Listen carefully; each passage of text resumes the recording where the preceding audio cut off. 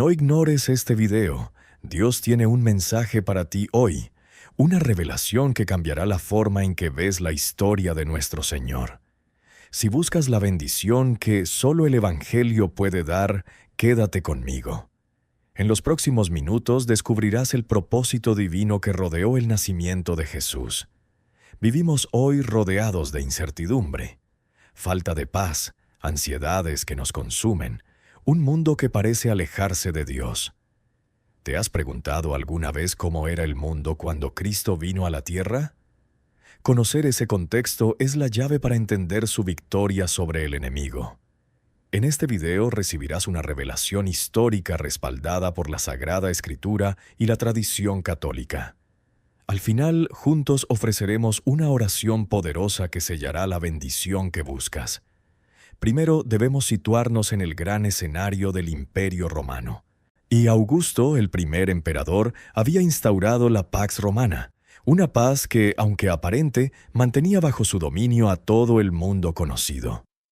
Lucas relata que todo el mundo está bajo su dominio cuando habla del censo que obligó a José a viajar a Belén. Imagínate la magnitud de ese imperio. Carreteras que cruzaban continentes, ejércitos que marchaban al sonido de la legión y una autoridad que exigía lealtad hasta al más humilde campesino. Entonces surge la pregunta: ¿cómo pudo el propósito divino florecer bajo un imperio tan poderoso?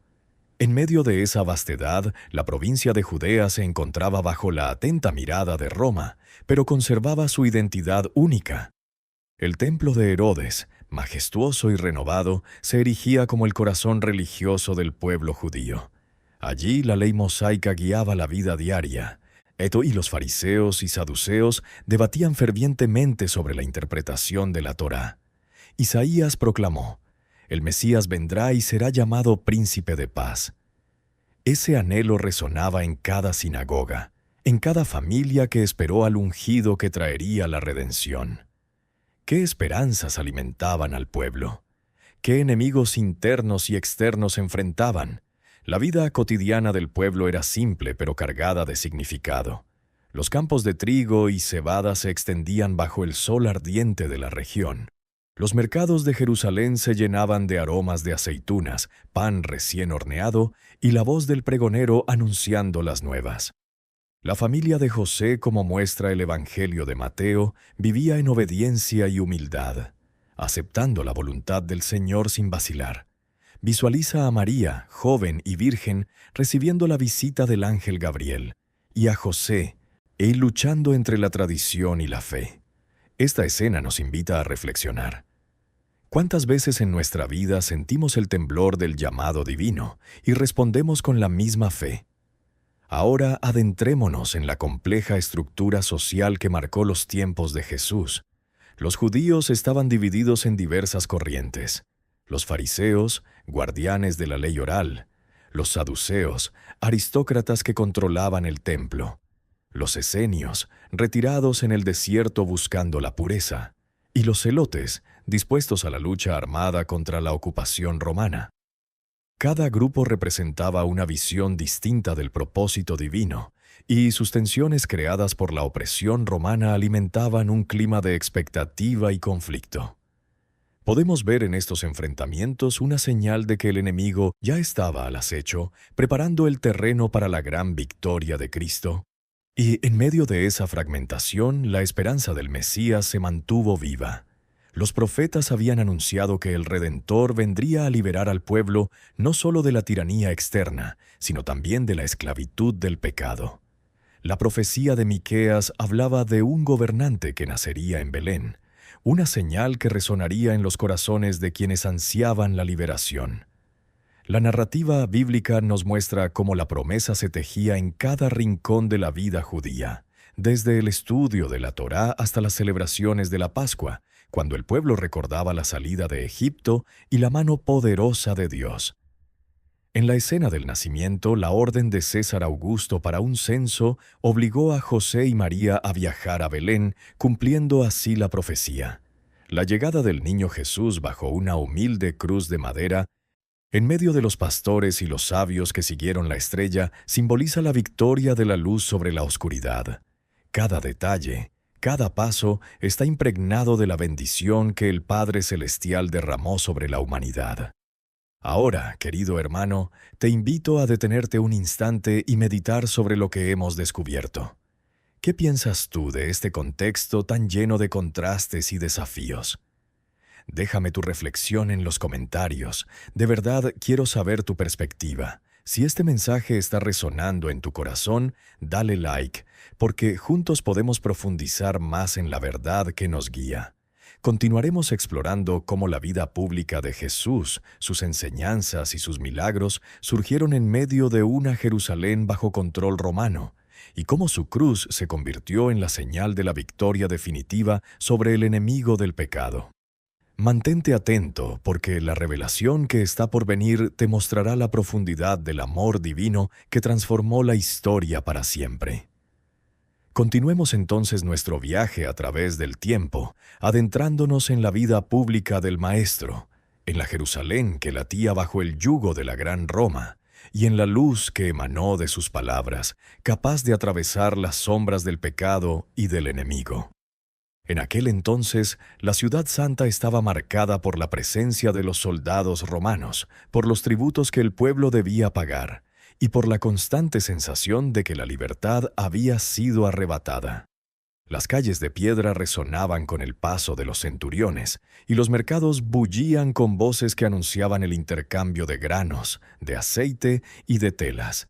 Sin embargo, en medio de ese bullicio, un hombre caminaba con la autoridad del propio Dios, anunciando la llegada del reino, un reino que no se fundaba en la fuerza de las armas, sino en la fuerza del amor que vence al odio. Escuchemos, pues, la primera llamada que resonó en la llanura de Galilea.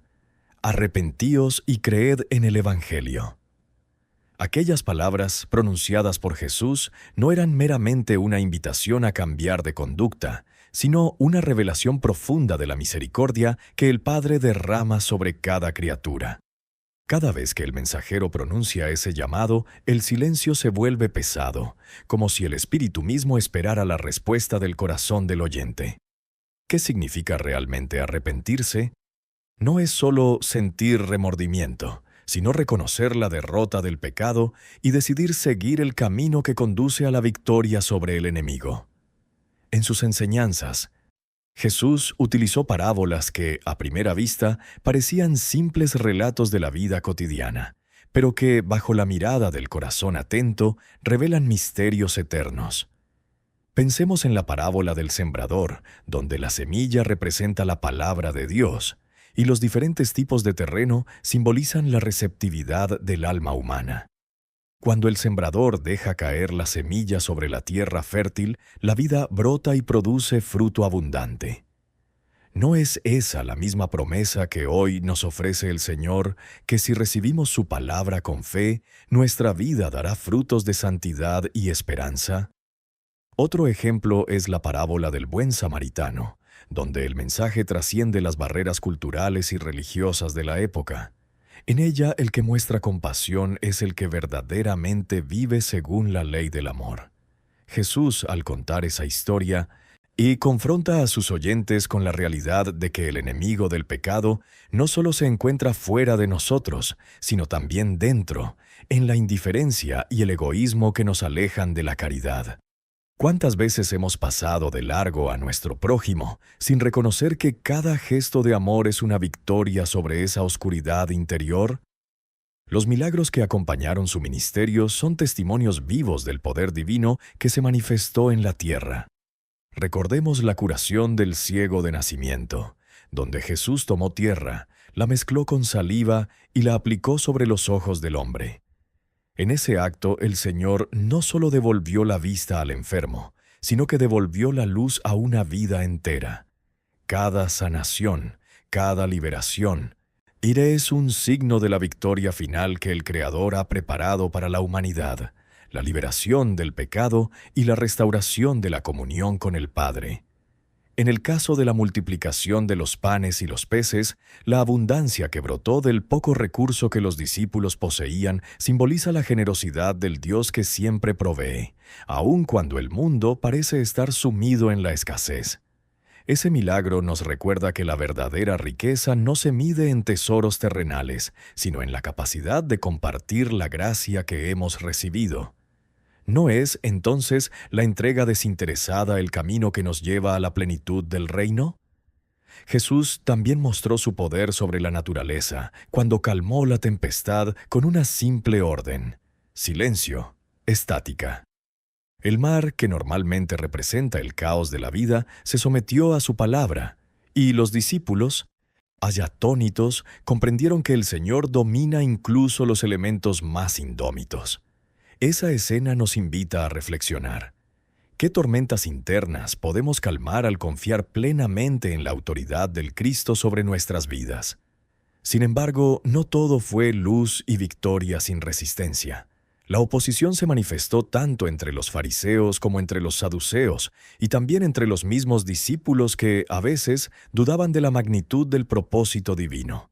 La traición de Judas, el escándalo del negado Pedro y la conspiración de los líderes religiosos, todo ello formó parte del plan que el Padre había dispuesto para que la cruz se convirtiera en la señal de la victoria definitiva. Cada paso hacia el Calvario fue, en realidad, un paso hacia la redención del mundo entero.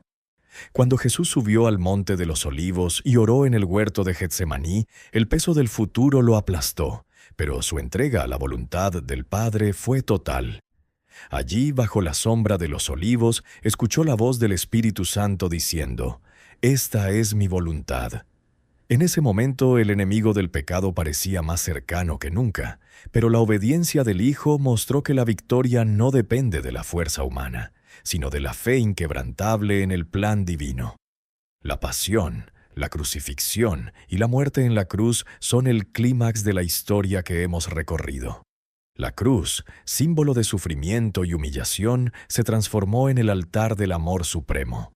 Cuando el Señor exclamó: «Padre, perdónalos», su sangre derramada se convirtió en el río de gracia que lava toda culpa.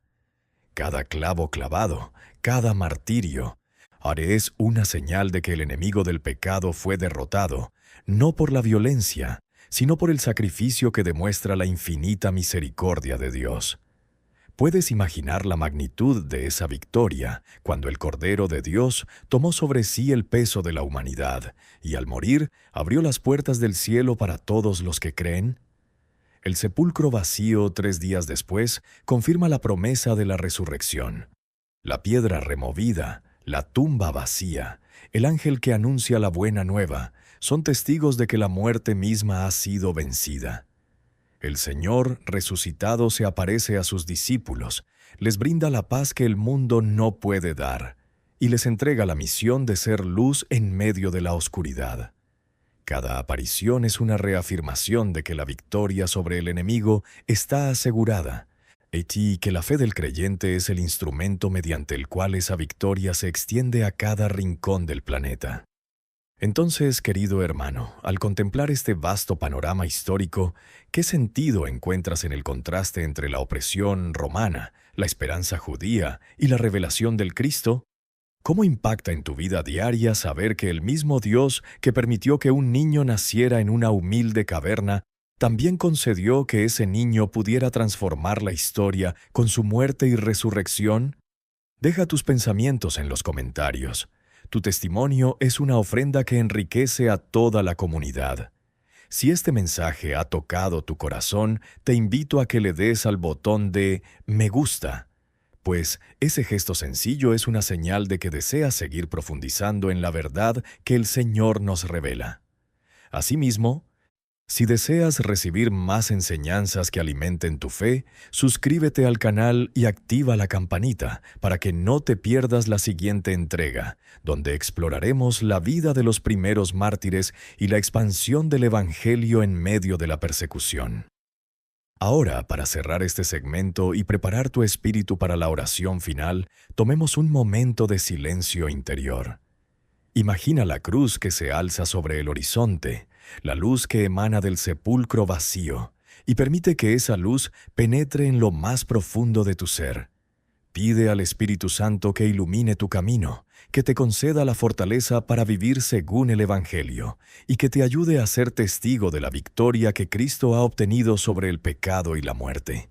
Escucha ahora una oración que sellará la bendición que buscas.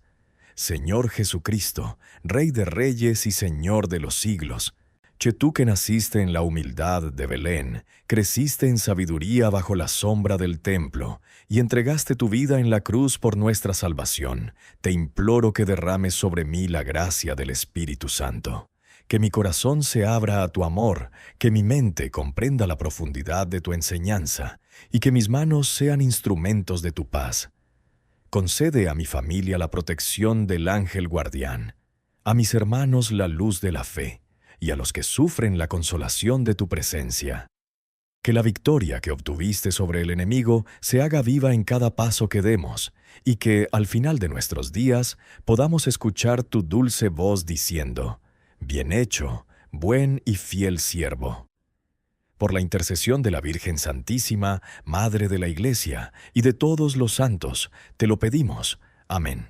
Que la paz del Señor permanezca en tu corazón, y que cada día encuentres la fuerza para seguir su camino.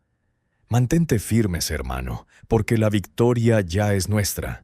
Así, al comprender la magnitud del horizonte en que nació nuestro Salvador, descubres que la historia no es solo un relato distante, sino una revelación viva que habla a tu corazón hoy. Cada paso que dio Jesús, desde la humilde aldea de Nazaret hasta la cruz del Calvario, se entrelazó con la voluntad del Padre, venciendo al enemigo que acecha en las sombras de nuestra propia fragilidad. ¿Te has detenido a meditar sobre cuán cerca estuvo la luz de la verdad de ser apagada por la tiranía de aquel tiempo? Permite que esa pregunta penetre tu interior y deja que el Espíritu Santo te guíe a una mayor intimidad con el Señor. Si este mensaje ha tocado tu alma, te invito a que expreses tu gratitud con un gesto sencillo. Pulsa el botón de «Me gusta», señal de que deseas seguir alimentando tu fe con la verdad que Cristo nos revela. Suscríbete al canal y activa la campanita. No como una obligación, sino como un acto de obediencia al llamado divino a permanecer vigilantes y unidos en la fe. Cada nueva entrega será una lámpara que iluminará tu camino, especialmente cuando el mundo se nuble con dudas y temores. Ahora, antes de concluir, tomemos un último instante de silencio interior. Visualiza la roca de la tumba vacía, siente la brisa que lleva la promesa de la vida eterna, y entrega al Señor tus preocupaciones, tus sueños, tus luchas. Permite que la gracia del Espíritu Santo derrame sobre ti una renovación profunda, para que, al salir de este video, te camines con la certeza de que la victoria es ya nuestra, y que el Señor marcha a tu lado en cada paso. Que la bendición del Altísimo descienda sobre ti y sobre tu familia, que la paz del Cristo resplandezca en tu hogar, y que el amor de la Virgen Santísima te cubra con su manto protector. Amén.